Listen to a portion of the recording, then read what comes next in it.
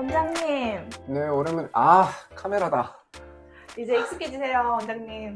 제가 오늘은 당황하시지 말라고 주제를 준비해 왔어요. 이건 뭐예요, 또. 카드를 준비해왔네. 레이저 토닝? 네, 제가 요즘 레이저 토닝에 진짜 관심 많거든요. 하긴 요즘 레이저 토닝 문의하시는 분들도 많고, 또 저희 병원에서 레이저 토닝 많이 하기도 하고, 궁금한 거 있으면 물어보세요. 제가 다 대답해 드릴게요. 자, 그럼 시작해 볼까요? 네, 원장님 첫 번째 질문. 레이저 토닝이 좋다는 건 많이 들었는데 실제로 어떤 효과가 있는지 궁금해요. 우선 레이저 토닝이 뭔지에 대해서 설명을 드릴게요. 레이저 토닝이란 레이저로 피부의 색소를 깨트려서 피부를 밝게 균일하게 톤업해 준다 해서 레이저 토닝이라고 해요. 그럼 저도 레이저 토닝 받으면 피부 배곡같이 하얘질 수 있어요? 답변은 NO. 우리가 토닝을 한다고 해서 피부가 완전히 하얗게 되는 건 아니고, 우리가 하는 토닝은 색소를 만들어내는 멜라닌 세포 자체를 없애는 것이 아니라 만들어진 색소만 파괴시켜주는 역할을 해요. 그래서 결국 색소 자체를 제거하는 데도 한계가 있고, 본인의 피부톤을 영구적으로 바꿔줄 수는 없어요. 그럼 토닝은 어떨 때 하는 거예요? 토닝을 하는 근본적인 목적은 피부를 하얗게 만드는 것이 아니라 피부를 깨끗하게 만드는 거예요. 우리가 아무리 배곡같이 하얀 피부라도 여드름이 있거나 기미, 잡티같이 피부 색소가 얼룩덜룩 있으면 깨끗해 보이지 않듯이, 레이저 토닝은 그런 색소 얼룩을 제거하고 피부를 정돈되고 깨끗하게 만들어주는 것이 목표입니다. 원장님, 두 번째 질문인데요. 제가 피부과 상담 가면 레이저 토닝은 꼭 10회 이상 받아야 된다고 하더라고요. 왜 그런 거예요? 이거 피부과 상술 아니에요? 그러게요. 무작정 레이저 10회 받으세요 라고 하면 저도 그런 생각이 들 수도 있을 것 같은데, 우선 레이저 토닝은 강하게 받는 시술이 아니에요. 처음 레이저 토닝 기술이 나왔을 때는, 그때는 레이저를 피부에 엄청 세게 때렸었어요. 그랬더니 오히려 색소가 더 진해지기도 하고, 반대로 색소가 빠져서 영구적으로 하얗게 남기도 했어요. 그래서 요즘에 하는 레이저 토닝 기술은 반복적으로 살살 여러 번 하는 시술로 남게 된 거죠. 다음으로는 사람마다 적절한 레이저 강도가 다른데, 누구는 더 강하게, 누구는 더 약하게, 또 어디는 더 많이, 어디는 적게 쏴야 하는 부분도 있어요. 그렇게 여러 회차를 진행하면서 환자에게 맞는 적절한 레이저 강도를 찾게 되는 거죠. 그렇게 3회만 받으세요, 7번만 받으세요 라고 할 수가 없는 겁니다. 레이저 토닝의 치료 사이클이 10회로 정해진 이유입니다. 원장님, 세 번째 질문. 그럼 레이저 토닝 얼마 간격으로 받아야 돼요? 저 효과 빨리 보고 싶은데 맨날 받아도 돼요? 레이저 토닝은 보통 1, 2주 간격으로 받게 돼요.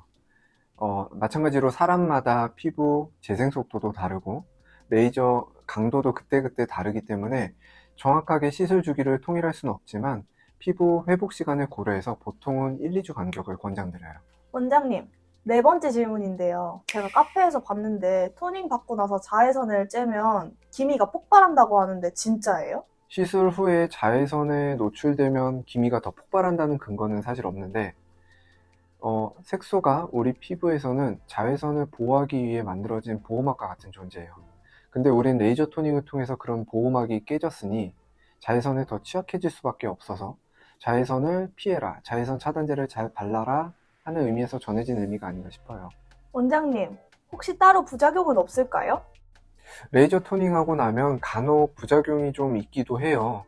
아무래도 레이저 시술 후에 열감 때문에 피부가 좀 건조해지기도 하고, 피지선을 건드리면 트러블이 좀 올라오기도 하고, 알러지 반응으로 가려움증, 따가움 증상들이 좀 나타날 수도 있는데, 이와 같은 증상들은 금세 가라앉기도 해요. 시술 후에는 반드시 제습크림, 보습크림을 잘 발라주시고, 간혹 가려움, 따가움 증상들이나 트러블이 오래 지속된다면 스테로이드 연고를 발라주는 것도 도움이 돼요. 원장님, 그럼 아직 눈에 보이지 않는 기미 잡티를 예방하는 차원에서 미리 레이저를 받아도 돼요? 색소가 겉으로 보이지는 않아도 속에 숨어 있는 경우도 있어요. 또 후에 자극을 받아서 뒤늦게 색소가 올라오기도 하고요. 피부가 깨끗하신 분들은 굳이 예방 차원에서 토닝을 권하진 않아요.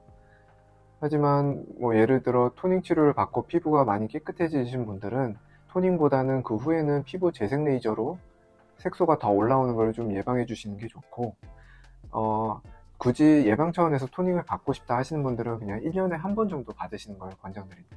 원장님, 그럼 레이저는 어떤 계절에 받는 게 좋아요? 주변에서 겨울에 받는 게 좋다는 말도 많이 하던데. 계절마다 장단점이 있어요.